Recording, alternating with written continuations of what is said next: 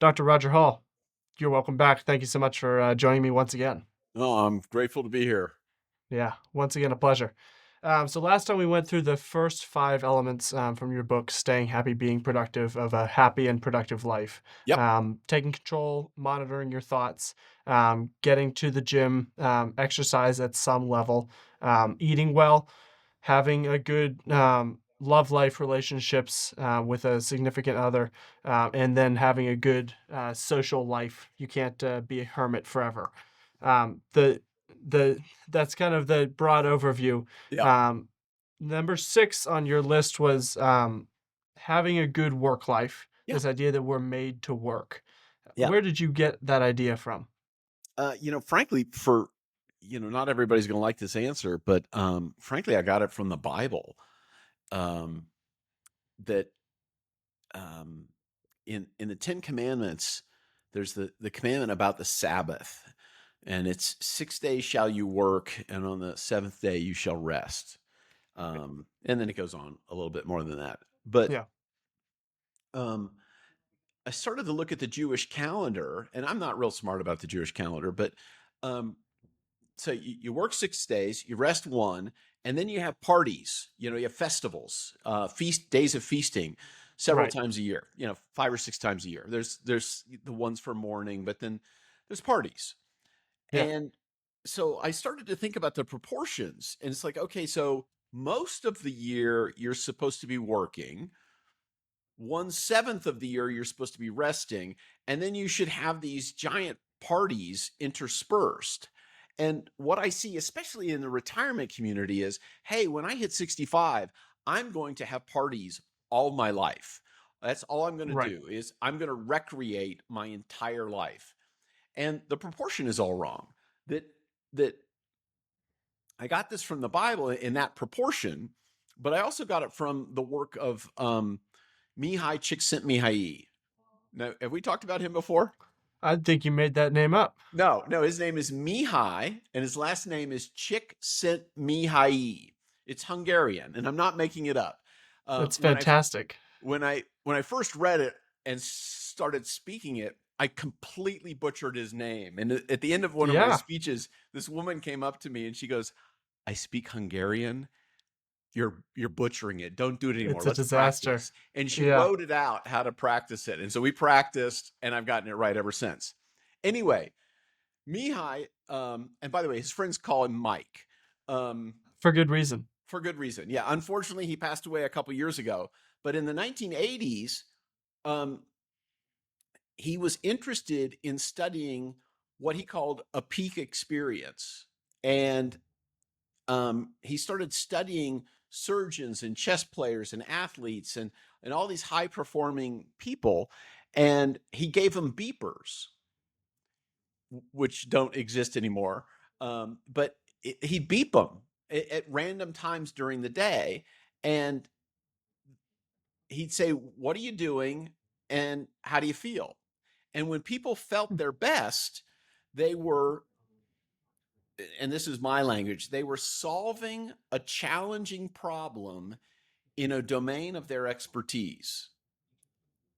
And when they were doing that, they were in what he coined the term flow, Yeah. which is they lost themselves in their work, they lost a sense of time. It seems like time just went really, really fast, or it was so intense, time slowed down, and so they could see things in slow motion. And so there was this distortion in time, and they just felt great. Now, we've all experienced this good feeling of flow. I don't know, Jackson, have you ever experienced it?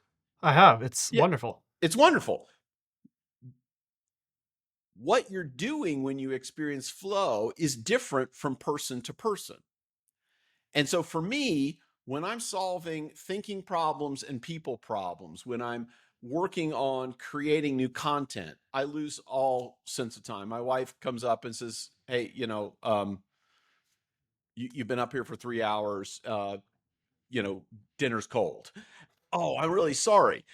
Now, plumbing problems are also challenging problems for me. but they're not in my domain of expertise. I get Yeah. no pleasure out of that. I get nothing but anxiety about that. And so what Csikszentmihalyi said is it's this peak point where the challenge and your skill match. So it's a highly challenging problem and it takes a lot of your skill. Well, as he looked, he realized most of this happens at people's work. It doesn't Hmm. happen at the ball game. It doesn't unless you're playing. It doesn't it doesn't happen when you're at the movies, though that's it's good. Those are all good things. It doesn't happen when you're on a roller coaster. Those are all good things. But flow happens at work. And what Csikszentmihalyi found is that people who experience flow every day or nearly every day, and it's typically at work, are happier than those who don't. Now, how long can you be in flow? Well, if you get a couple hours in flow, you're really lucky. Um, and it happens at work. So we should find work that has challenging problems that we enjoy solving. Yeah. This sounds like you need to have an expertise to get into flow state. Is that correct? Boy, that's an excellent distinction. Yeah, when you're an amateur, when you have low skill level, then everything is hard. Right. And and it does take time and expertise and practice to get good at it.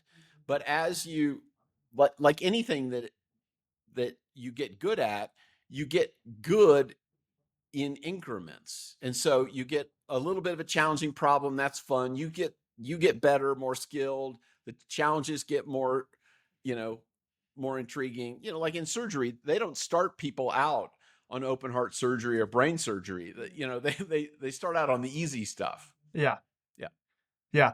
So, um, does that mean you can develop an ability to get into flow state in any area of expertise that you want to? Like, say you could theoretically develop flow state in your plumbing problems as well as in your psychological problems. Is that correct? I think it is correct. Here's the difficulty is I can achieve that flow state in, a half a dozen other things. Do I have do I get enough pleasure in the practice of plumbing to get good at it? No. Right. Yeah. Yeah. And so if I was imprisoned and all I did was plumbing, probably after 20 years of plumbing in prison, I'd probably get good at it, I get skilled at it, and then I might experience flow. Yeah. Yeah. Yeah, but you'd have to have enough interest to get into the area of expertise realm that is necessary to enter flow state. Either enough interest or be forced by my circumstance. Yes. Yeah. Yes. So for people who are kind of picking a career path, the interest should be highest on the priority list. I think they should be very high on the priority list. This is part of my training is in the psychology of career choice, and skills are important, but skills can improve and they can waver. Um, Status is not that important to me, but for some people it is. Like, everybody, oh, I want my kid to be a doctor. Well, they'll make more money as a crane operator, but to each his own. Um, so sometimes status is important for some people, not so much for me. Um, but if we look at the research in career satisfaction and career longevity, it is your pattern of interest, and there are great assessments out there for young people to learn what their pattern of interest is. Yeah. So when people are kind of developing and looking at their career, that interest can change throughout the career, and thus they kind of lose the ability to get into flow state. There's a lot of Americans. I'm looking at a study here, and a high percentage of people report that they are very uncomfortable. They don't like their work. They're unhappy at work. Is that linked to a lack of interest or a lack of ability to get into flow state? It's probably a mismatch between, and one of the other factors is pragmatics, which is you got to, if I've got 8 kids, I got to make more than $25,000 a year. I mean, Right. so I may get into a flow state in an activity that doesn't pay me as much as that. So there are people who they work for money, but if you don't experience flow at work, then you have to find flow in some external activity. So, if you go to Nashville, I mean, you can hear world class music played in hotel lobbies for what people throw in the guitar case, and and what you have are these incredibly skilled musicians who experience flow when they're playing, but the economics don't add up so that they can make a living. So they have a day job. They're Right. waiting tables or they're doing something else. And so it's important that if you don't experience flow every day or nearly every day at work, you've got to find other challenging activities to do outside of your money making area. That is going to give you the energy required to not experience flow at work and to just kind of grind it out at work. Well, yeah, I mean, because we need that. Our level of life satisfaction or happiness requires that we have some of that flow state on a regular basis. And if your work doesn't do it, and it really is just grinding it out, then yeah, you should probably find something else. To your other related point is, well, over time, if you get good at it because you're doing it for the work, you might find there are some pieces of that activity that are the flow state. I guess the caution I want to give to people listening or watching is some people go, "Oh, well, I have to experience flow every day or nearly every day, and if I don't experience joy at work every day all the time, then it's the wrong job for me." No, I have a great job, but some days work sucks. I mean, I'm grateful because I'm fortunate about the match, but there's certain parts of my job I just have to do, and I got to prepare to do it because it's not very enjoyable for me. That's true for everybody's job. So I don't want people to naively think that I got to follow my bliss. Well, if your bliss is playing guitar, you probably need a day job and play gigs at night, which is great. You'll experience flow when you're Right. jamming with your buddies, but you're not going to be able to support your family. Yeah, yeah, exactly. No, there's a lot of people who I think confuse those two, where they believe that the reason you go to work is to experience flow, and not that while at work you might experience you might experience flow. What's the correct relationship to that state and trying to get in it and everything? Um, I think in an ideal world, and we don't live in an ideal world. In an No. ideal world, you find work that will both match your skill set, match your economic needs, match your personality, where you have enough interest that you experience flow. Um, but you're going to have to give some. I mean, there is no perfect job. To Yep. quote an economist who is my intellectual hero, Thomas Sowell, he said, "There are no solutions, only trade-offs," and that's what we're doing with our job choice. We don't. There's no ideal solution. We make trade-offs, and fortunately for me, I've made some pretty good trades in my work. Are there some things that I wish were different? Yeah, but I live with the trades I made. Yeah. No, there are a lot of people I think who think work has to fulfill them all the time, and No, they should never feel bored or no, no. That world doesn't exist. Maybe when you get to heaven, that exists, but on planet Earth, that doesn't exist. I mean, some days are just a drudge. Okay, um, yeah. that. Okay, since you're open to this, I'll get to the religious thing. Um, the the curse on Adam in the book of Genesis is toil. It's not work, it's Right. toil. Right. By the sweat of your brow will you toil. Okay, so he and Eve were working ahead of time. They just weren't toiling. And so part of our life is we're going to have to toil. Some of it's going to suck. Okay. Um you just accept it and recognize um that this is just how the world works. Yeah. Yeah, and it's actually kind of a blessing, because then when you do have that flow state, it's less like a the fact that it's not a perpetual experience means that you enjoy it that much more. Yeah, it's a great point that that what you're getting at is a feature of the human brain, which is the human brain is an instrument or an organ of habituation, which means that the more I experience something, the more it turns into the background, and Mhm. we enjoy contrast, and it's the contrast that makes it enjoyable. And this hit home. I was reading a book about, I can't remember what the topic was, but he's he said, because of, he was a farmer. He said, because we raise beef, we eat beef all the time. And so I have a lot of steaks. He said, but it's only every once in a while that when our potatoes come, that we have potatoes. And he said, so at my meal of steak and potatoes, most people would say it's the steak that's delicious. But because I haven't had a potato in 6 months, that's the best part of the meal. Yeah, And that's the contrast. yeah. How do you um, get into this flow state? You concentrate on the task in front of you, and you have to work hard. It's effortful. It's like exercise. The lie people tell themselves is, I don't like to exercise. No, what you don't like is the first 5 minutes of exercise, Yeah, because that's the hardest part. And after you get about 6 minutes in, you go, okay, this doesn't suck so bad. After 15 minutes, you go, oh, this feels pretty good. I'm glad I'm doing this.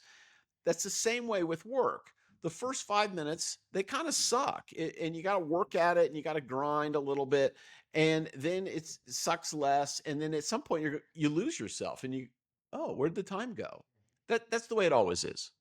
yeah, and that's different for different jobs because there are some people like engineers or programmers. They can kind of s- take 15 minutes and then they're in flow state and they can kind of sit in flow state for several hours. There are some jobs where you're working with people, and so that flow state is less easy to come by. Um, is or maybe I'm making that assumption. Is that correct? Am I wrong Well, about that? it's more complicated. So if you're doing solitary work, absolutely, you can regulate it yourself. If you're doing teamwork, there's actually some research on a thing called team flow.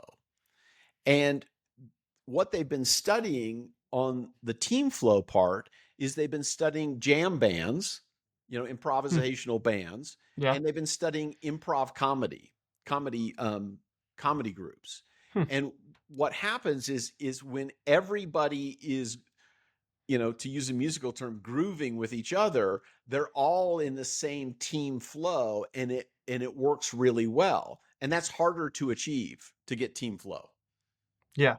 Yeah, and then there's like things such as like sales where you call someone and then like you can be in flow writing emails, doing outreach, whatever it is, and then you call someone and then that kind of breaks the pattern of flow and you have to get back into it. Yeah, anytime there's task switching, you're going to lose concentration. And so when people talk about multitasking, they're really talking about single tasking with rapid shifts in attention. And the thing about flow is it's single tasking with no shifts in attention. And Right. that feels really good. So answering an email, answering a phone call, or being interrupted, all of which is just the normal part of the day. But flow is single focus, without distraction.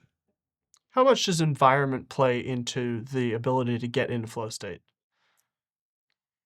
It depends on what gets you into flow, but I think quite a bit. And I'll make a comment about my least favorite style of offices, which is the open office concept. And if you're in a marketing group where you're working together on projects and you're all around the table brainstorming ideas, that's a great environment. But if you're doing close work, if you're a bookkeeper, or if you're an engineer, and you got a person in at the next desk to you, and all that separates you is a sheet of glass, and they're yammering on the phone, you can't get any work done. Yeah. um, I worked with a publisher, and they had an open office with cubicles, and the the copy editors, which is very close work, it's very detailed work. they would actually put up yellow police tape, and then they would get earmuffs. And so when the yellow police tape was up over their doorway, police line do not cross. And Yeah. then they'd have the muffs on, and that's the only way they could shut out the rest of the world. So Yeah. so environment does matter. Yeah. No, that's I think why some people find that like the best work they do is really early in the morning or really late at night. Absolutely. I know of a person who was the youngest person in his large law practice to make partner. Nobody knew how he did it because he always left at 4:30 every day. He also got there at 5 o'clock in the morning and worked for 3 hours till 8 o'clock when the lawyers would roll in and start asking him questions. He got tremendous amounts of work done when nobody bothered him. So Yeah. part of it is shifting your day so that you're able to work uninterrupted. Because every interruption, if somebody says it'll only take a minute, it'll take you about 20 more minutes to get back on task. Right. Yeah. There's a separation between the ideal world and the kind of the world we live in. Um, the, the real world, yeah. the real world. That like sometimes you do have to answer that person and you can't get into flow state and you're just gonna have to deal with it. Um, how do you if you've been in a long drought without flow state, or you've kind of you're having a day, uh, get into there's something you're doing wrong that's not allowing you to get into flow state. What Yep. are kind of the factors you should be looking for that's eliminating your ability to do that? This, shut this off. Um, Eliminate, if you're working on your computer and you don't need the internet, shut down your Wi-Fi, shut down all Hmm. your reminders. Uh, um, what's his name? He wrote Digital Minimalism. I think it's Cal Newport. Um, See, he's it he's is done a great job of reducing his inputs, and he's been able to be very productive writing because he just says I'm going to eliminate all of these unnecessary distractions. So turn off all the notifications. Anytime an app says can we notify you, say no. right. Yeah. Um, There's a lot of rebellion against work. I think I talked to David Bonson about this a little bit, but Dave Portnoy was making the comment that my generation doesn't know how to work, that they are not as motivated, that they're not as focused, that he'll bring them in, but they're more likely to uh, take sick days. They're more likely to take mental health days. They're more likely to show up and then just scroll Twitter the whole time. Um, I think that is probably partly due to, well, actually, let me ask you this. How much of that do you think is related to factors of environment, of the work they're working in, and how much of that is just them being rebellious? Well, what makes a person rebellious? I would argue it's all the training that's gone before, and I think our educational system um,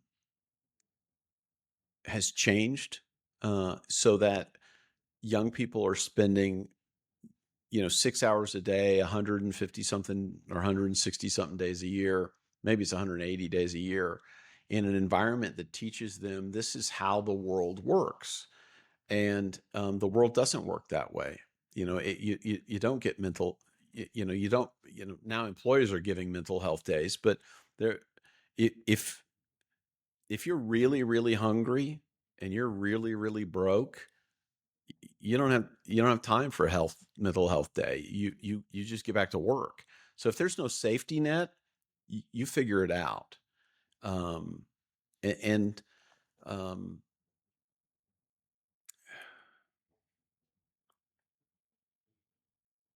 I'll tell you a story about my dad who passed away about 5 years ago. But he grew up on a farm, and they had a pickup truck and a tractor. Those were their only means of transportation. And if the pickup truck broke, it would take either he or one of his brothers 3 hours to walk to town, okay, to go to the auto parts store to buy the part that they need to fix the truck. And then they'd have to walk 3 hours back. And so it was a math problem to them. If we can fix this problem in less than 6 hours with what we have on the farm, we should improvise. And so they would brute force figure stuff out because it was easier to solve the problem in 4 hours on the farm with the stuff that they had at hand than it was to walk to town. And Yeah. so they figured out a lot of things with brute force because of the ease of access to information. We have a generation of people who don't know how to brute force solve a problem. They don't have any experience doing it because the internet's always there. Their answers are always there. And so when the answers are not there, they're frustrated because they haven't learned how to brute force solve a problem. Hmm.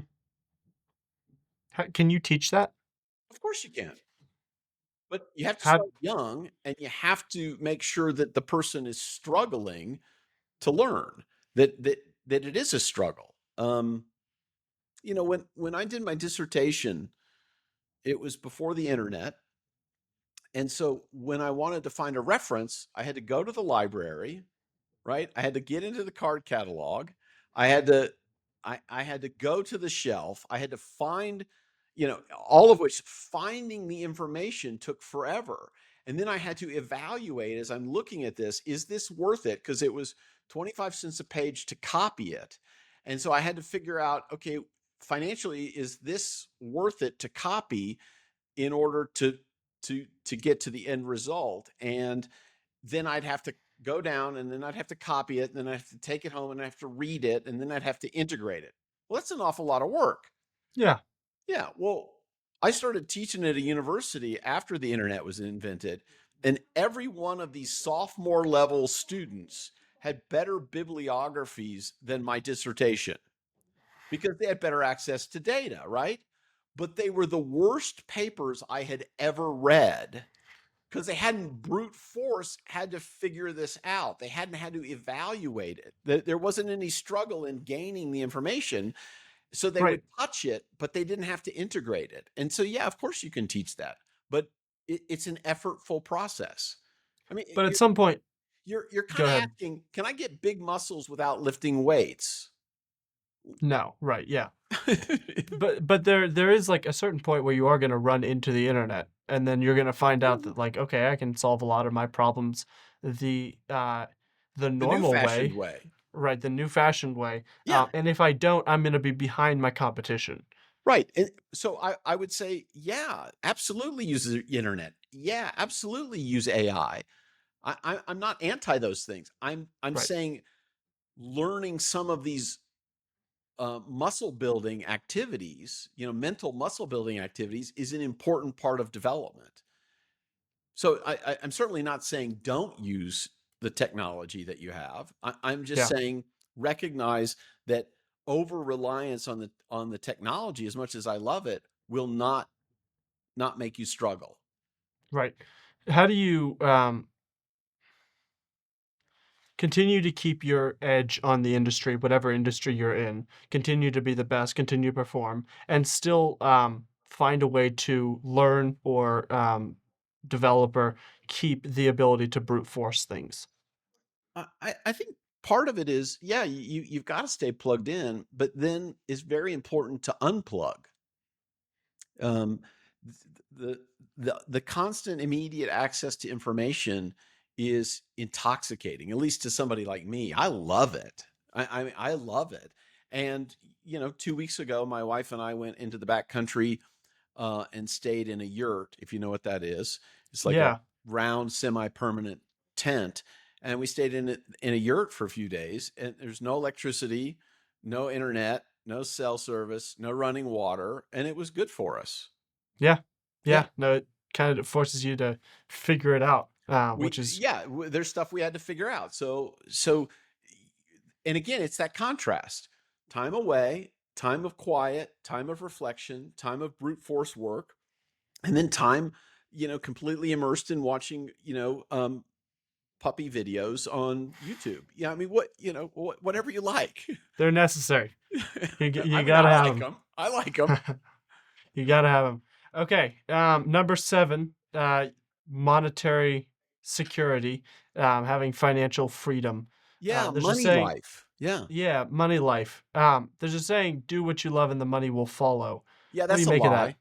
Yeah, because there's the guy playing the blues, Yeah, in a the guy hotel the guy lobby. playing guitar in Nashville, right? Yeah. Yeah, but there is a if you find something that you love that does create money, then do what you love, because people there are always those billionaires who are just like, do what you love and you'll never work a day in your life. Yeah, The thing that they love is making a lot of money, so works out for them. well, it works out for them because the thing that they love is in an industry that has the opportunity to make a lot of money.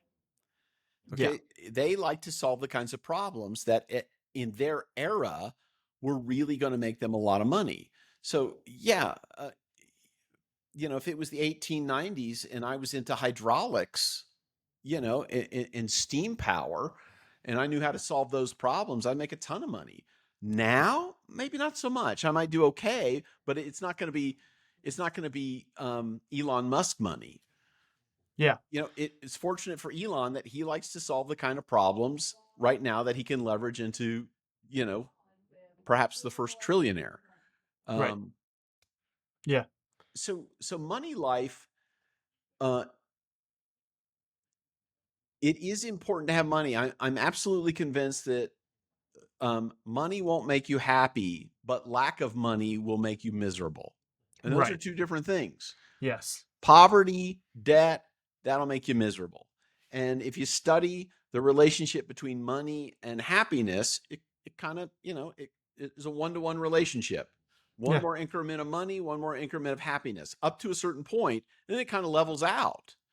right, And I've worked with some very high net worth individuals. And once you get way over here, life satisfaction actually can go down because yeah, everybody's got their hand out.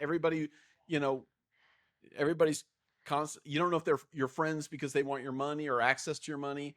You've got kiss ups and toadies who are yeah, hanging on to you, and you don't know who your friends are anymore. So there's some level at which you cease to have lack of money problems.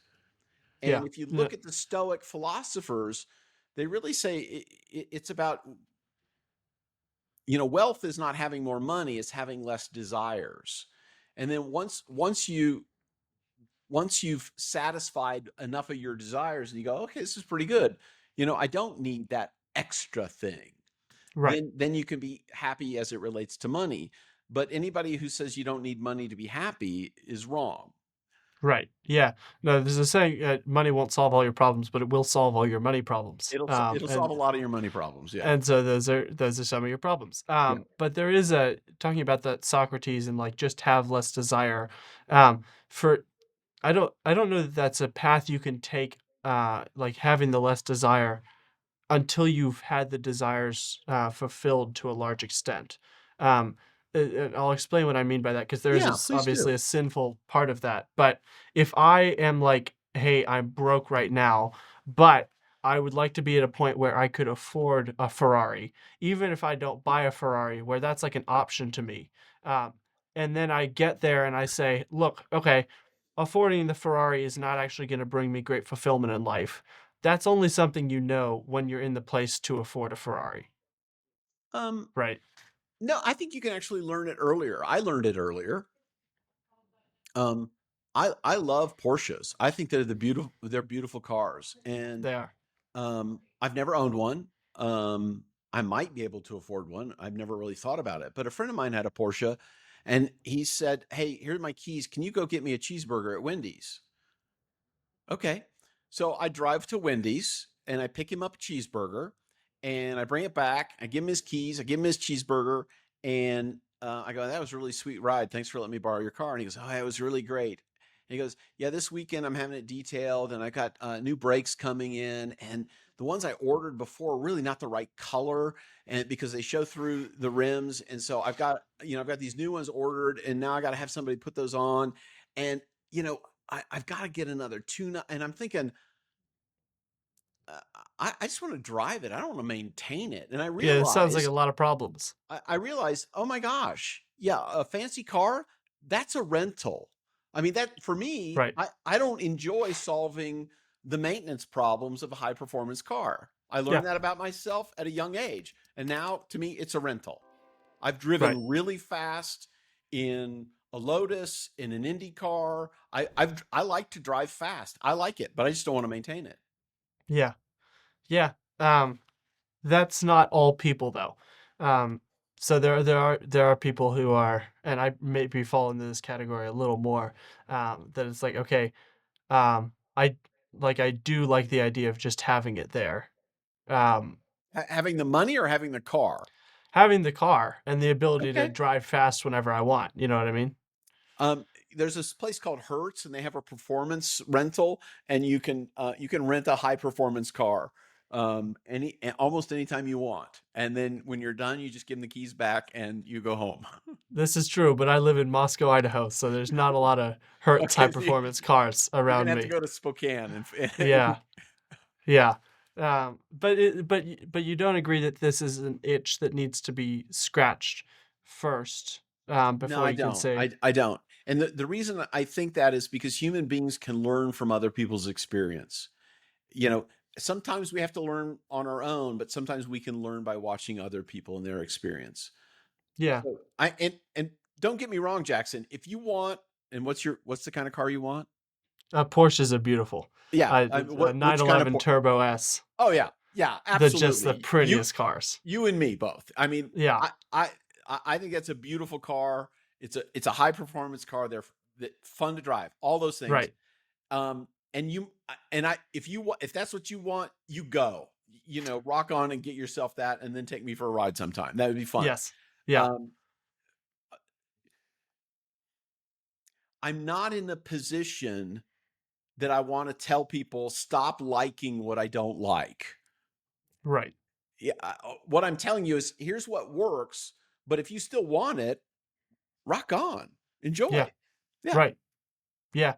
Um, Yeah, because you can learn from others' experiences, but it's never the same quality of lesson that you get from learning from your own experience. Well, you can chop off your finger and learn not to do that again, or you can watch somebody else chop off their finger and learn, okay, I don't want to do that.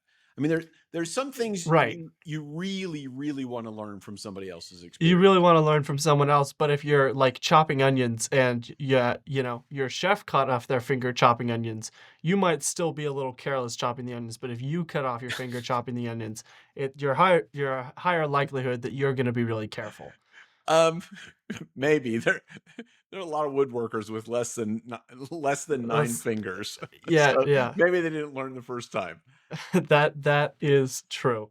Um, as far it does feel like the right amount of money is financial freedom, but like kind of maybe plus one, and that's like really that's all that it's not all that's necessary, but that kind of for most people is a good point to be aiming at. It is, but one of the things that some of the people in my business have done is they put a number on it, and they said this Hmm. is the only amount of money you need.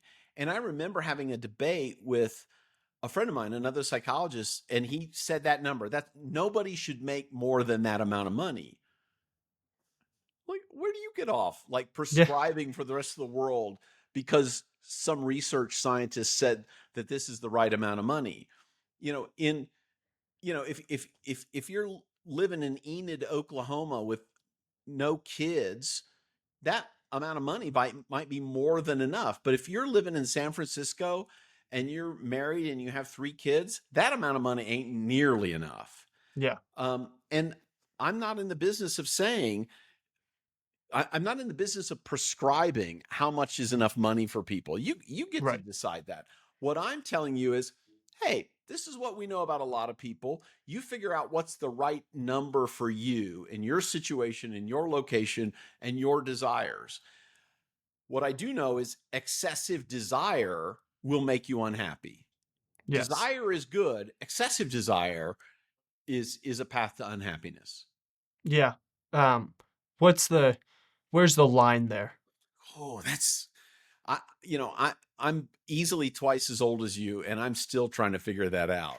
I know what I know what controlled desire is, and I know how much too much desire is, but that middle line, I have to figure that out all the time. I don't know.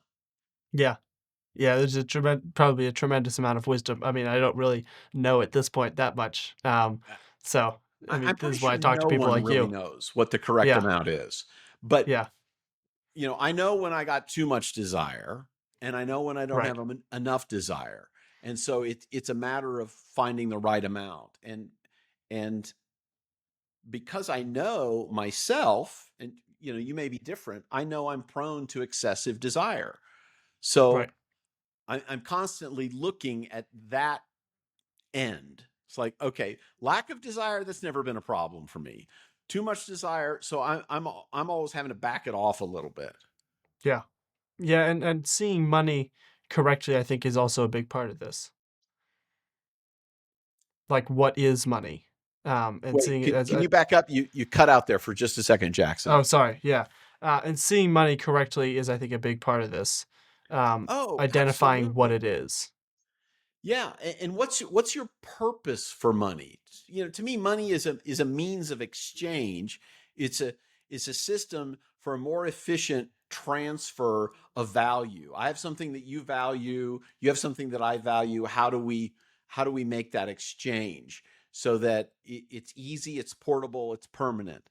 But that's what money is. But what's the purpose of money?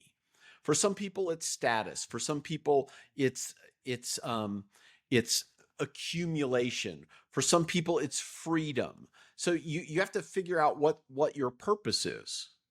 Yeah, and there are some purposes that are bad if you're just doing it for. I think status is a pretty easy one to identify. That there's a lot of vainglory there. That there's a lot of probably envy and discontent and selfishness and pride and a whole lot of other things that come with that.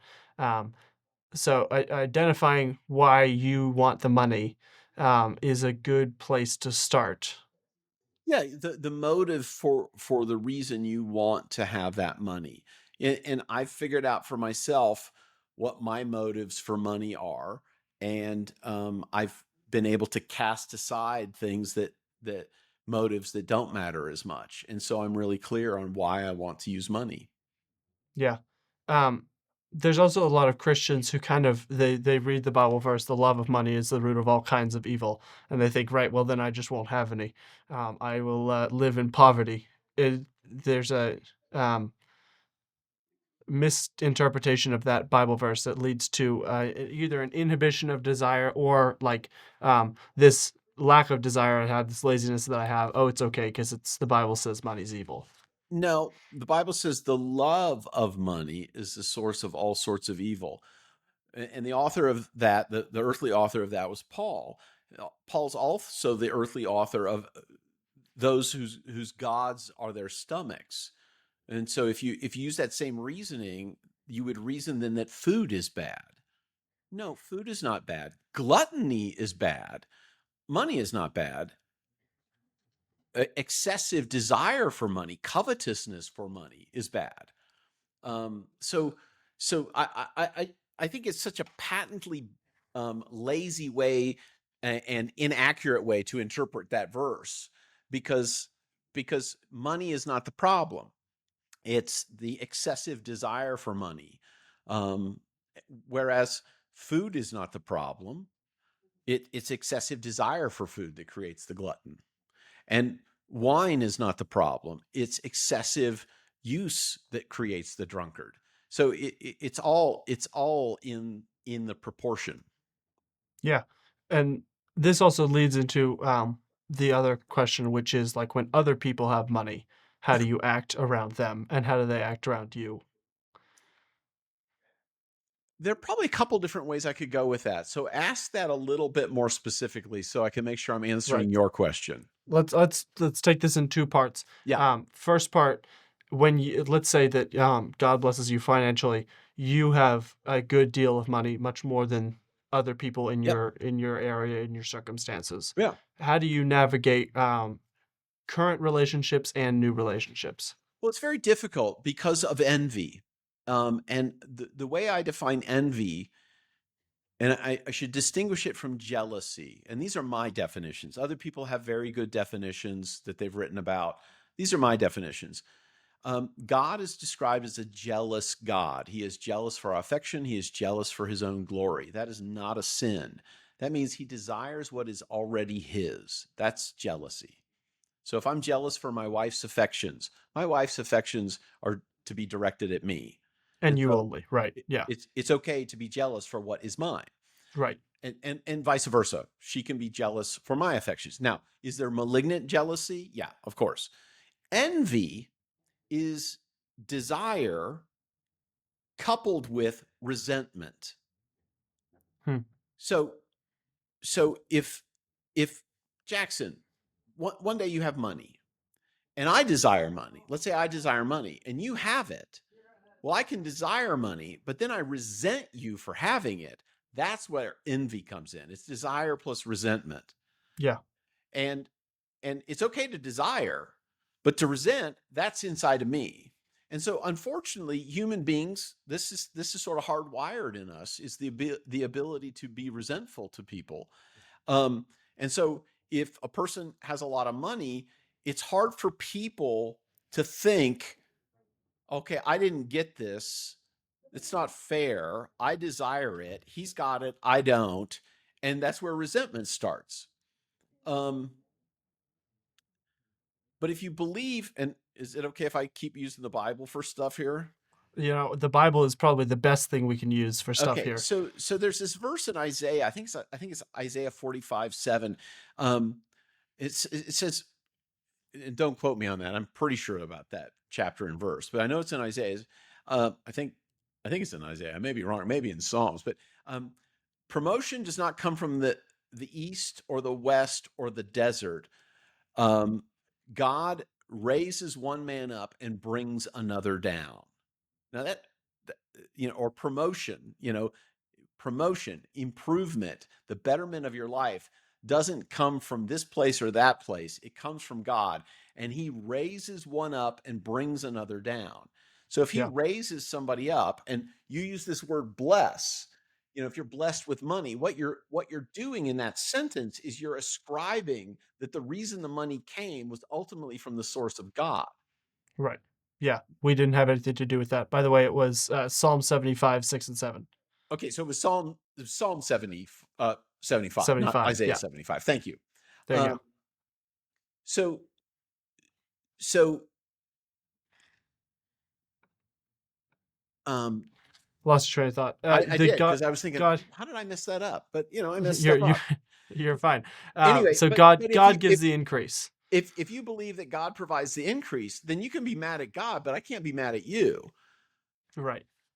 Yeah, So because so I can have the desire, and if I really do believe that, okay, God is ultimately in control of that, what can I learn from Jackson so that I can have that same thing? Then I have desire, but I also have the spirit of desire for learning and instruction.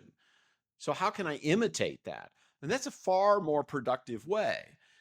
Wealthy people are very teachable. I mean, sometimes people get wealthy for other reasons, but the really successful ones have always been curious. Like, how do I hmm figure that out? Oh, you're smarter than me at that. I'm gonna watch what you do, and I'm gonna imitate that. And so that's desire without resentment, and that's fine. right.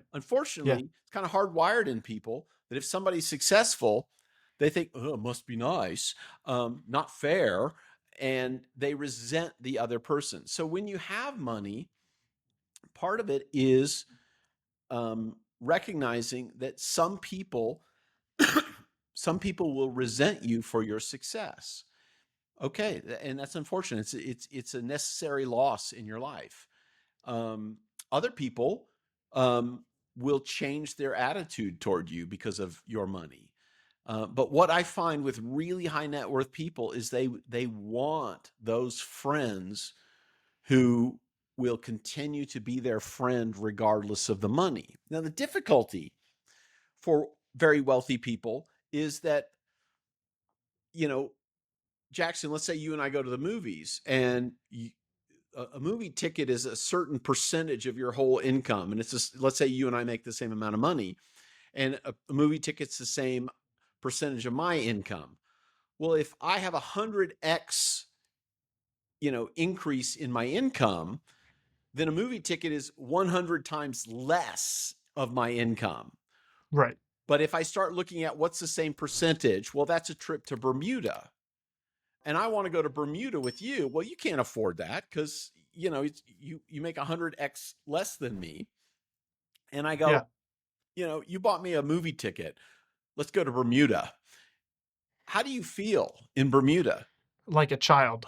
Like a child. And if you're really a grown up, if you really have some self-respect, and I keep inviting you and taking you to Bermuda, what do you eventually do? I can't do this anymore. I don't Yeah, want you to don't do it. come to Bermuda. Well, Yeah. I still want to go to Bermuda. I want people to go with me. So who starts to say yes? It's your rich friends or the people who want to be clingers. The clingers, right? And so the friendships change because access to activities changes. So you go with other people who have the same access, or you start to surround yourself with the kiss ups, the clingers, whatever. But what I also find in my high net worth people that I work with is they still want the people who knew them back when they were kids because they still need somebody to tell them the truth. Mm-hmm. And so they need some small group around them who are not envious, who will tell them the truth and hold them to account. Yeah. Because because the kiss ups won't, and the nouveau riche that they're starting to hang out with, they don't know them well enough to hold them to account. Yeah. So the relationships change, but it's very important for people who have wealth to have a few people who knew them when they didn't have anything, and Right. we'll tell them, don't be such a jerk. You do that again, and I'm going to take you out back and kick your butt. And Yeah. they need that. We all need that. Right. Yeah. No, it sounds like what you're saying is take the average of the median of your friend group and then make that the like let's say you've got a friend group and in one you've got a homeless guy, you've got lower class, you've got upper middle class, and then you've got Jeff Bezos, and they're all friends because they all went to high school together and were friends back in high school. Yeah. You kind of take the average of the median of those, so let's say kind of middle class activity. We're gonna all go-kart racing, Yeah. right? And then you do that. Yeah. Even if it's not proportionately the same thing for the homeless guy and Jeff Bezos and all of the rest of them, there's still it's everyone sees it as like this is an average thing to do. Well, yeah. So nobody feels uncomfortable with the activity, but the reason you're doing the activity is to have relationships with those people that you trust. Right. Yes, Yeah. exactly. Yeah. Yeah. Yeah, no, there's a I think there's an old saying that a prophet is never famous in his own town. Yeah. Um, That was said about Jesus. Yeah. yes. Well, he was kind of famous everywhere, so it's continued into the modern day. But Well, he wasn't able to perform miracles in his hometown that's because a prophet is without honor in his hometown. Yeah. yeah, yeah, um, yeah. This is a that. Let's go the other direction too.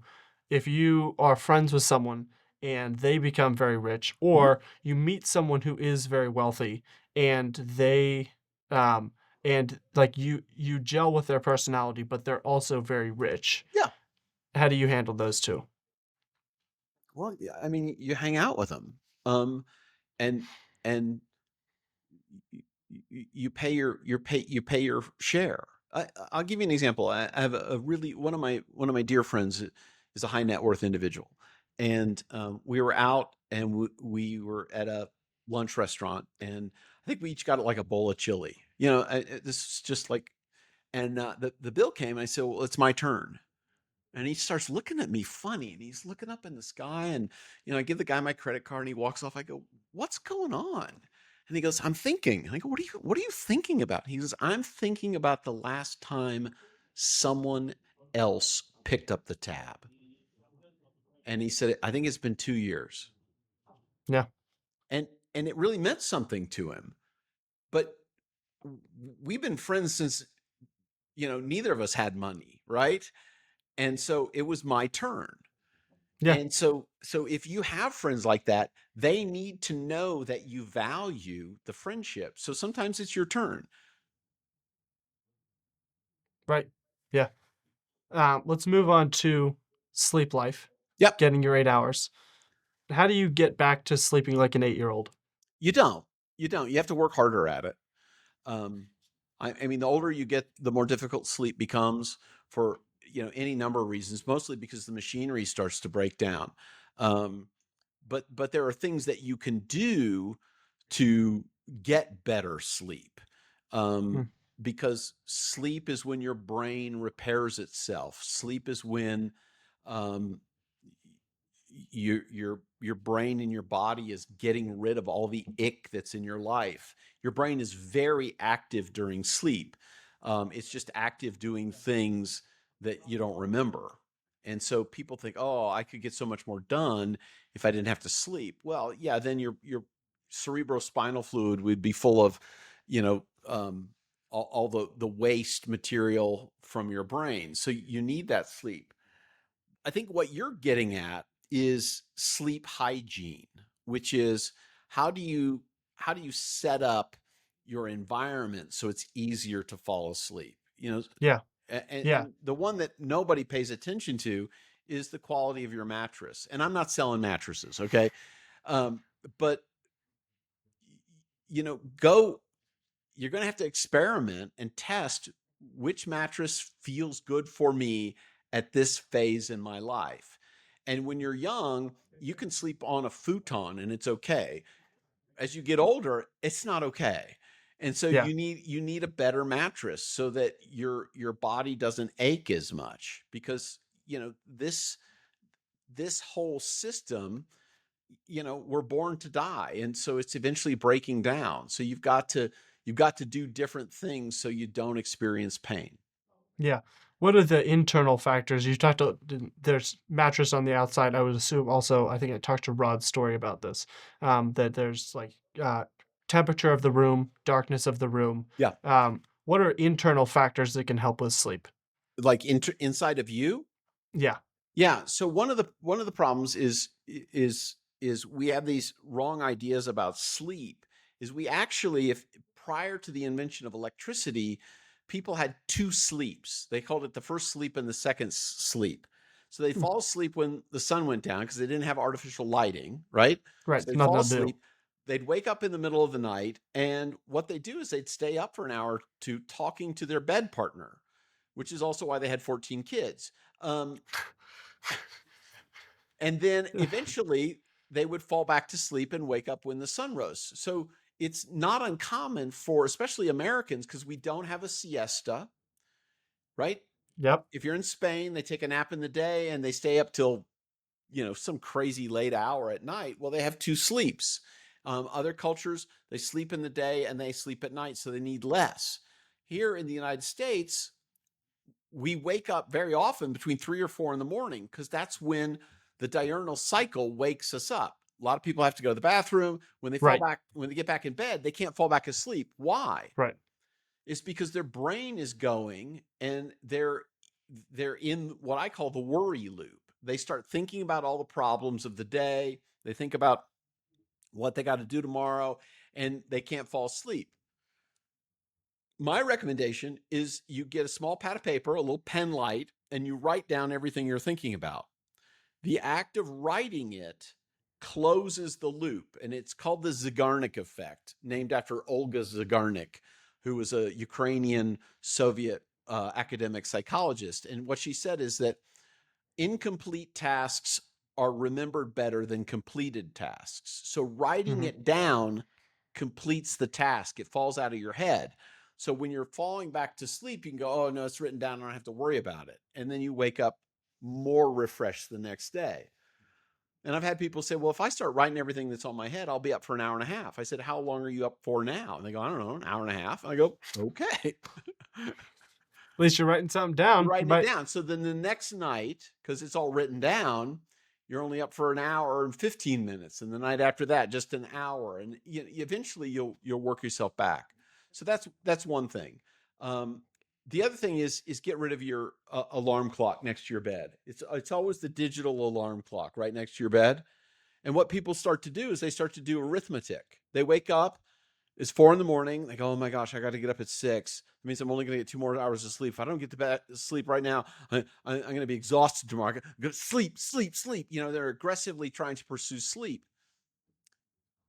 Put the clock under your bed, put it in the drawer. You're going to hear the alarm. You don't need to know what time it is in the middle of the night. So, fortunately for me, I'm really nearsighted, so I can't see the clock anyway. So it works out. Works out. Um, but that's what I would encourage people to do is put the clock underneath the bed, in the drawer, across the room. You don't need to see what time it is. And yes, dark, dark, dark, dark, and a little bit cool. An Yeah. overly hot room impairs sleep. So make sure you're sleeping in a little bit of a cool room. Yeah. It it sounds then that like you should probably go to sleep a little earlier so you have a little buffer room for being awake for an hour and writing things down or talking to your spouse or Yeah, whatever it is. yeah. I think the thing that's keeping most of us up now is our electronics. Hmm. And when people actually watched network television, there was a sequence of television, and every every show would end and immediately lead into the next show because they were trying to keep you up, and trying to keep you engaged in the show. Now that people binge watch and whatever, um, it's easy to go, okay, just one more. Okay, okay. They ended in a cliffhanger. Let's watch the next episode. Yeah. So you have to set limits in advance. Like we're only going to watch X amount of episodes tonight. Right. And, Yeah. or we're only going to, whatever you're doing, set it so that you get, as you said, that extra half hour or hour of sleep to Yeah. make up for what you're going to wake up in the middle of the night. Right. And Yeah. as adults, we all need about 8 hours of sleep. Teenagers need about 9. Children who are preteens need about 10. You know, lower single digit kids need about 11. Babies sleep 12 to 14 hours a day, and that's Yeah. because their brains are growing, and Right. and you need that time for your brain to grow and repair. Yeah. Um, there's also like a sometimes when I wake up at like 4 or 6 in the morning Mhm. before my alarm, so maybe 5:30. I will wake up and then I'll go back to bed and like before I got out of bed, I felt like cool and like everything was kind of nice and Yeah. refreshing. And then I get out and go to the bathroom, come back into bed, and it's like I'm super hot all of Mhm. a sudden. I'm like, wow, I did not realize how hot I was getting out of bed or something's changed. And it could be, I'm not sure exactly in your case what's changed physiologically for you during that time, but those things can change. That when you're asleep, the parasympathetic nervous system is turned on, which is the rest, digest, and repair nervous system. And then when you wake up, you've got more of a balance between the sympathetic, which is the fight, flight, freeze, faint system, and they work in balance. And perhaps when you're waking up, you're activating the sympathetic nervous system that is getting you going. Hmm. Yeah. Okay. Um, talk to me about pre-sleep and then post-sleep to make sure that you're getting the best sleep. Pre-sleep, no electronics in bed. If you have any trouble falling asleep, no electronics in bed. It should take you, if you're well rested, it should take you about 15 minutes to fall asleep. The only person in anybody's house that is adequately rested is an 8-year-old, because their parents make them go to bed. They lay in bed. They're bored. They're bored. They're bored. They eventually fall asleep. That's how it should be with adults. You should be bored, and then you eventually fall asleep. It should take about 15 minutes. Yeah. Um, um, so if you have any trouble falling asleep, no electronics. If you use electronics, make sure you got the blue blocker on, so you're not stimulating your eyes with the blue light. But lack of electronics is better. The only two purposes for your bed are sleeping and sex. That's it. Don't watch TV in bed. Don't eat crackers in bed. That's the only two purposes for the bed. And if Yeah. you limit your activities to that in the bed, you will fall asleep faster or have sex. Yeah.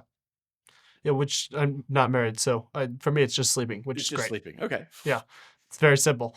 Talk to me about sleep debt and avoiding that. Because I think a lot of people like, okay, I'll get 6 hours today and I'll get 5 hours tomorrow, and but then I'll get like 10 on the weekend. And that's fine. You based on work by a guy from William Dement, he would argue that sleep debt is fine so long as you make up the sleep debt within 2 weeks. Otherwise, you're going to see permanent damage to your Hmm, body and to your brain.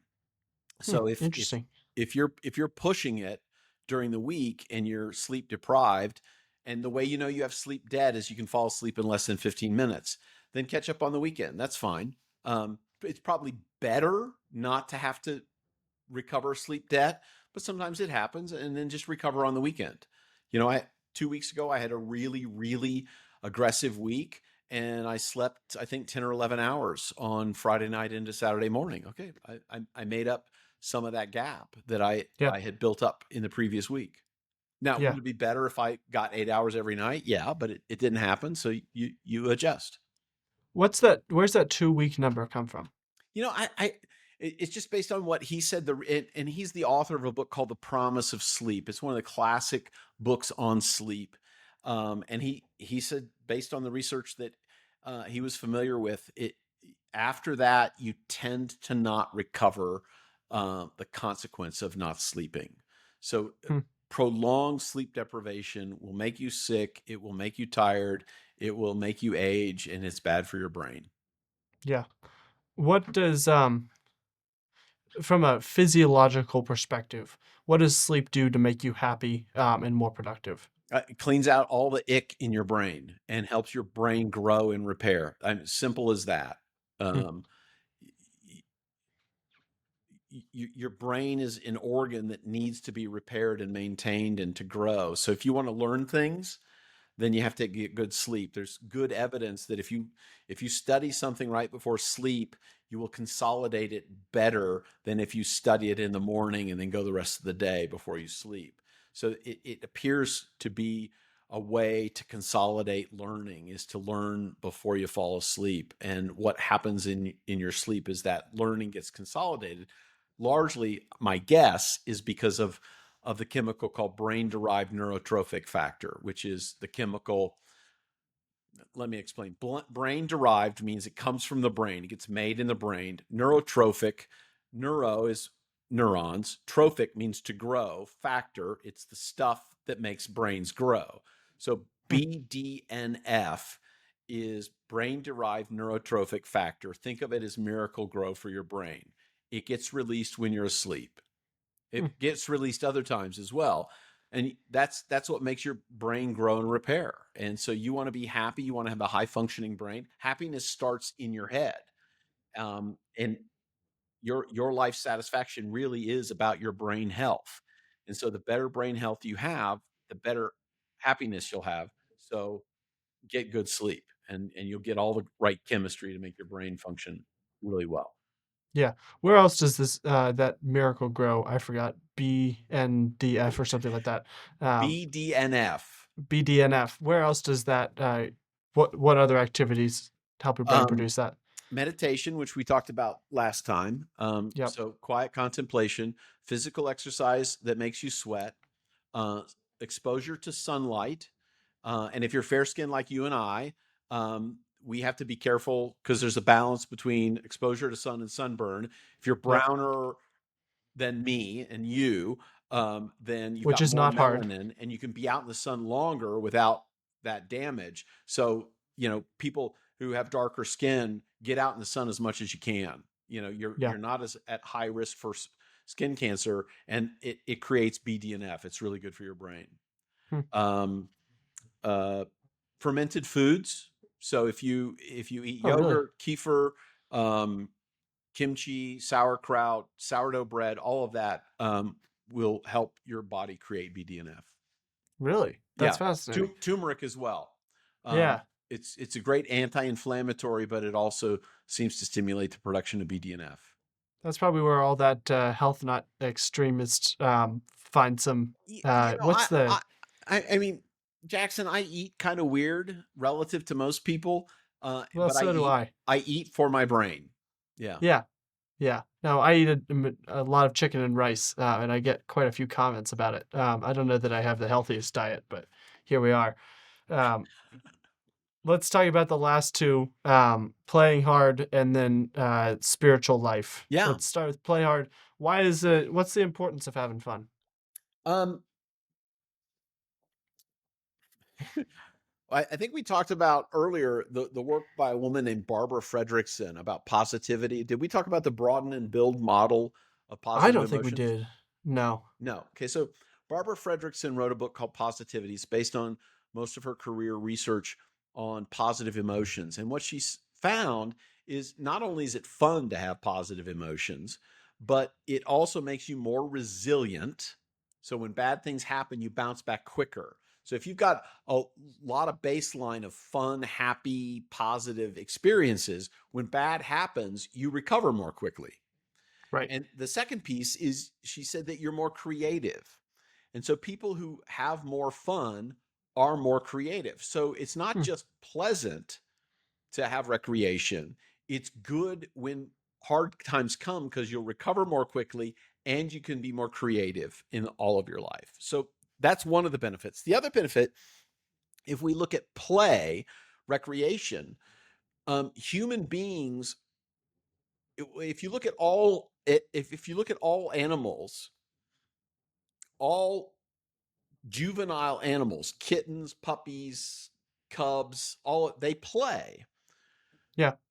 Well, what's the purpose of play in an animal?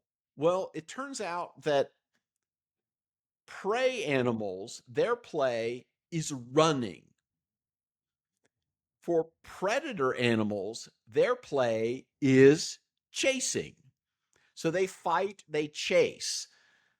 Play for prey animals is running. And so what we see is that these activities in these animals in childhood are actually self-preserving, that Hmm. they teach skills to help this baby animal succeed in life at what it's good at, in terms of Yeah. prey animals running, and in terms of Predator predatory animals animals chasing. chasing. Yeah. So what's the purpose for human beings? Well, Right. what some theorists are saying is that play in children, human children, teaches us how to solve problems with our age related peers because they're social activities. We're playing and we're learning how to interact with each other. And Hmm. that social ability actually is an advantage in the future. And I'm of the mind that people who are emotionally intelligent learn how to become emotionally intelligent by solving playground problems in elementary school. They're unsupervised by adults. They're figuring it out with their age related peers. They're negotiating things, all of which is necessary for play. All of that stuff makes you a more emotionally intelligent adult, which is what makes you more successful. Yeah. What's the importance for adults, who kind of are, I would say have already figured out how to socially interact, but are Well, closer it's to, getting better at that. I yeah. mean, part of play is how do you cooperate? How do you take your turn? How do you show honor to other people? All of it's fine tuning those social skills that help us to be successful in groups. The thing that makes human beings successful is our ability to solve problems together. We really are pack animals, and Yeah. learning how to interact effectively is most effective for play. And so when I meet socially awkward adults, I said, "Man, you need to get involved in some like club sports and Right. spend some time having some fun." And when I say club sports, it's not the competitive part. It's just getting out there and spending time with people in these unsupervised, um, structured ways so that you can learn how to interact meaningfully with other people. Yeah, and the competitive aspect does play into it as well. Well, yeah, I mean, you can have malignant competitiveness, Right, right, yeah. but humans like to keep score. Have we talked about Yes. this? No, but I'd love to dive in. Well, humans like to keep score. There's a basketball league called Upward Basketball, and it's a youth league, and they don't keep score on the scoreboard. Yeah, everyone keeps score in their head. Everybody's keeping score in their head, Yeah. and people get involved in Upward Basketball for 1 or 2 years, and then at some point, it's like it's not fun. We're not keeping score. Right. People like to accomplish things, and that's part of recreation. Part of recreation is accomplishing something. You're keeping score, and so am I getting better at this? Mm-hmm. Okay, people like that. If we look at Martin Seligman has a model of happiness, and one of the variables is accomplishment. Human beings like to keep score. We like to know how we're doing. We like to measure our progress. So, so competition allows you to keep score because sometimes it's fun to play and not keep score, but at some point, you like to know how you're doing. You like to know if you're Right. getting any better. Yeah. Yeah, and you want to be able to say to your friend across the aisle that you beat him and you beat him by a large margin. Well, see Um, that, and see that's part of the social interaction, and men like to tease each other a lot more than women like to tease each other, right. and Yep. that's one of the ways that we confront, and it's one of the ways that we show affection is by teasing, and so sports provide the opportunity for a little bit of trash talking. Now we all know too much trash talking will get you in a fist fight in the parking lot, but a little Yeah. trash talking is kind of fun. And sometimes it's good to get in a fist fight in the parking lot. Sometimes it's good for you. It Get depends punched in the on what side face. of the fight you end up on. If you end up on the ground getting your head kicked in, it's not as much fun. Yeah.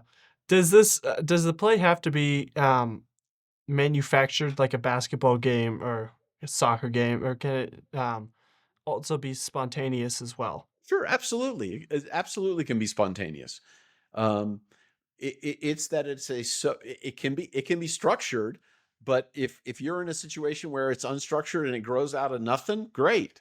Um, the beauty of structured sports or structured anything is that you operate within the confines and you can be creative within the confines of that domain, whatever it is.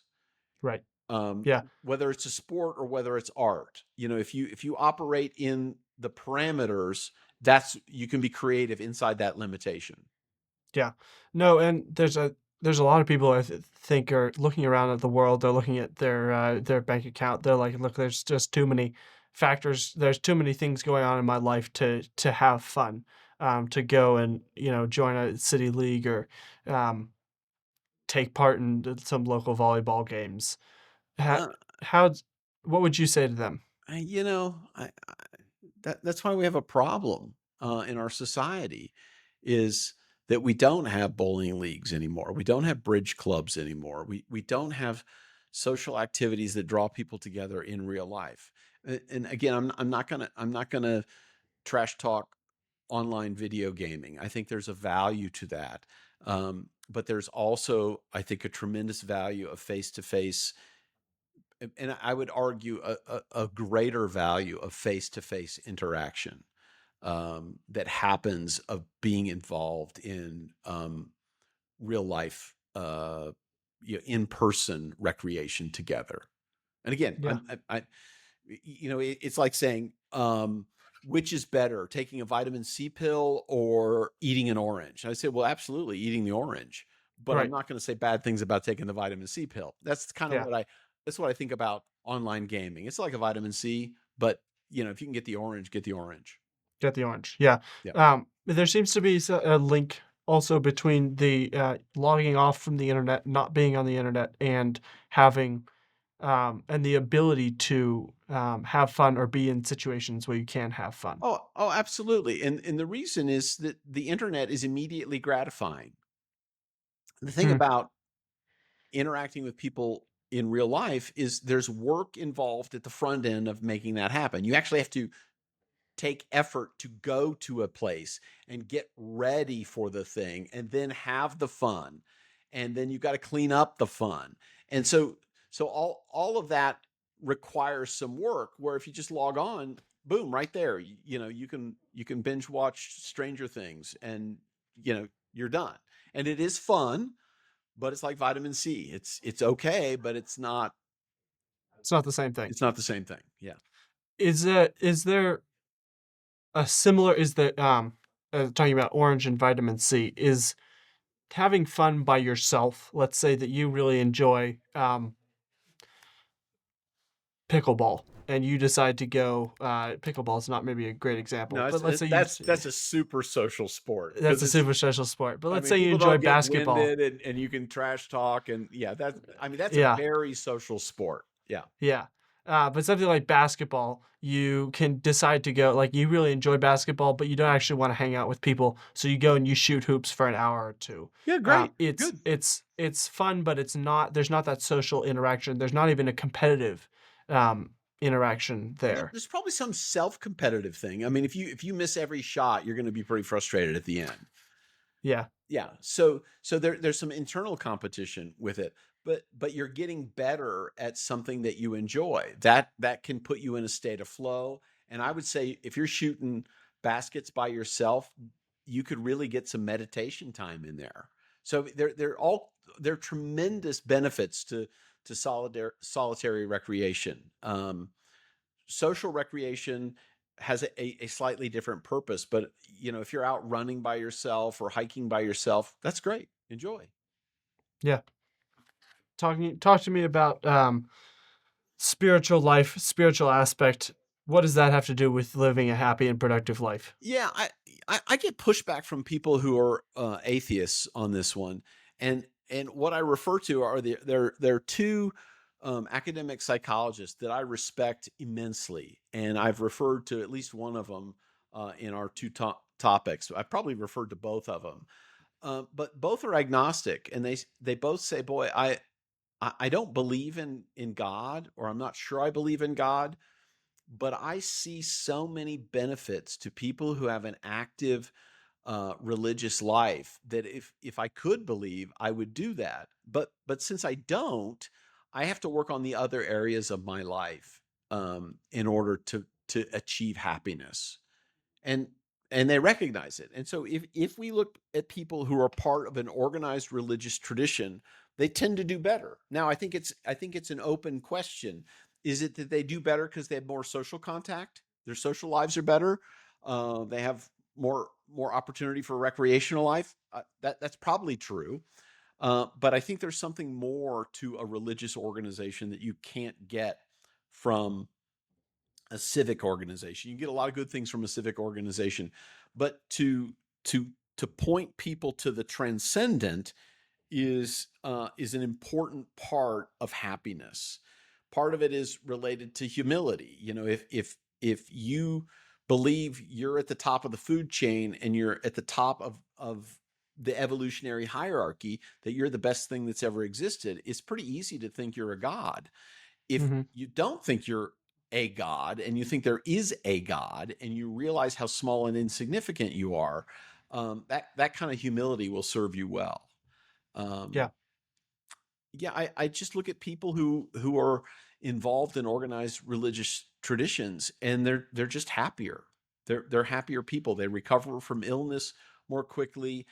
They have greater longevity. They report having more friends. Quicker.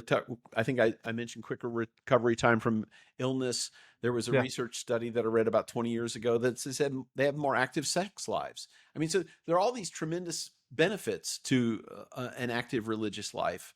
And if you don't believe, I'm not evangelizing here today, um, but if you do believe, it's a tremendous benefit to you. Yeah. Yeah, I was talking to Todd Kashdan a couple weeks ago, Okay. Dr. Todd Kashdan, and he's a atheist agnostic. He doesn't believe in God, but he was like, 20 years ago, if you'd asked me, what do you think about religion? I would have been like, it's just myths and fairy tales.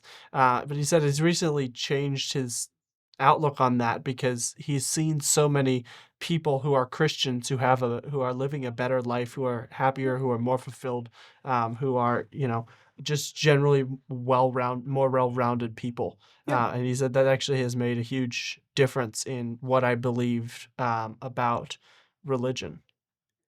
Yeah, I mean, and congratulations to him for having an open mind to see that. Um, and what it tells people who are religious is that other people are watching you, and malignant religiosity is incredibly destructive, but healthy religiosity is of great benefit. But you don't become religious for the benefits. You Yeah, you know that it's a side effect rather than the purpose. right, There's some study on religiosity, and one of the earlier um, conceptions was intrinsic versus extrinsic religiosity. And intrinsic religiosity is I believe it because it's true. Extrinsic religiosity is I believe it because it works. It's getting me the things that I want. right. And extrinsic religiosity tends to be correlated with things that are not so great. Yeah. How does having a healthy religious life lead to a more productive life? Well, I think one of the things that a person's faith life will do is it many of the disciplines of religious traditions go along with a lot of the things I've been talking about. You know, we talk about sleep and rest life. Well, if you believe in a Sabbath, then you take a day off during the week, and if you believe in God, then you believe in quiet contemplation. And if you have a religious life, there are certain prescriptions and proscriptions on the foods that you eat, depending and the things that you put in your body. Um, and there are some arguable health benefits to some of those diets. So you start looking at it and you go, wow, there's a ton of overlap here. And again, you'll find malignant religiosity everywhere, but Right. um, I'd say the vast majority of religious people you never see on the news, and they're very healthy. Yeah. Um, is there a difference between, as far as the outcomes goes, religious versus spiritual? I don't like either of those words really. Okay. I really debated on what I would call this. I mean, I would say it really is more about, in my conception, faith, because I think there are people who can practice empty religion, and I think that's a kind of malignant religiosity. And there are people who are spiritual, and that has come to become so watered down that it almost means nothing. Yeah. So I prefer faith, which means a belief a belief in a transcendent that has power beyond your own. And I think that's an important piece of this. I mean, we all know people who go to church, to get business deals, and people who are really, really churchy, but they're awful people. I mean, we Yeah. all know those Right. people, and so it really is about that genuine belief in the transcendent, Right. and a real devotion to that makes the difference. Yeah. The world abounds with hypocrites, but that shouldn't stop you from doing the right thing. So Yeah, well, I believe we're all hypocrites, especially those of us who believe in a higher moral code. The higher the that's moral true. code I have, the more often I fail in achieving it. That makes me more Yes. hypocritical. Yeah. If I believe in nothing, or I have a low moral moral hurdle, then It's I'm not easier to get over it. hypocritical at all, because it's Yeah. easy not to be hypocritical. Right. Yeah. Yeah. Um, there's also an element you talked a little bit about faith, and especially as the world continues to be chaotic, be itself. That there's a Bible verse you should walk by faith and not by sight. Uh huh. I don't have the exact verse up, but I think that's necessary if you are trying to live a life that makes sense and live a life that like you where you can actually go to sleep at night. Yeah, I think so. Someone asked me to distinguish optimism from hope and faith. And optimism is I think this belief that things are always going to get better. And hope is always in something. Faith is in someone, that you believe there's a mover behind that rather than a passive force that makes things better, or my Mm, efforts make things better. And so it really is this conception that there's something beyond us, that is moving the world, you know, and we're subject to that. And there's some comfort in that. yeah. Um, who sh what should people, start with if they're kind of in a place where they're like, "All right, this I'm at a place where I think I need to start thinking about faith and being, you know, devoting myself to something higher than myself or something higher than the world." Where should people start? I'm of probably two minds on this. I'm a pretty head driven person, so I would encourage people to read these religious texts and see what makes sense to you. Um, but the other evidence is, go to religious worship services and check them out. And you know what you're going to find? You're going to find that, like, maybe 1 out of 12, you know, scratches an itch for you, and the other 11 don't do it. But don't give up, until you find something that seems to fit for you. um Yeah. A lot of these things we talked about today, and before, it's an ideal world, not, necessarily the real world.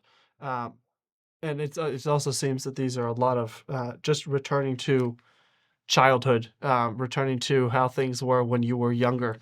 Um, what's the what's the balance between living in the real world and, trying to meet the ideal? What level does humor play in kind of being able to live in a meaningful and actual way? Wow, those I didn't see the humor thing coming, but I'm glad you asked it. Let me answer the childhood thing first, which is, um uh, I don't have a lot of nostalgia for my childhood. I mean, I had a really good childhood, but I really like where I am now.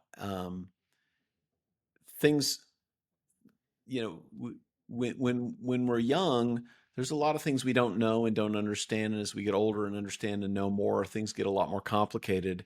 And there's some in some people, there's this yearning for greater simplicity. But the older you get, the more you realize, boy, it really is complicated. Um, so that's the childhood thing. The humor thing is, if you take yourself too seriously and you take life too seriously, life can get really grim. I mean, all you have to do is watch the news. And so I I I encourage people to be very, very careful about what they put in their head. And people ask me, "Oh, I saw this movie. It's really, really deep, and it's this deep drama." It's like, I'm not going to go watch that. I want to watch a comedy. I got enough deep Right. drama in my daily life. I mean, I don't need that. So I think being around people that help you laugh and having a sense of humor, probably first at yourself, and then at the rest of the world, that's a big part of happiness, is finding humor in everything. Yeah.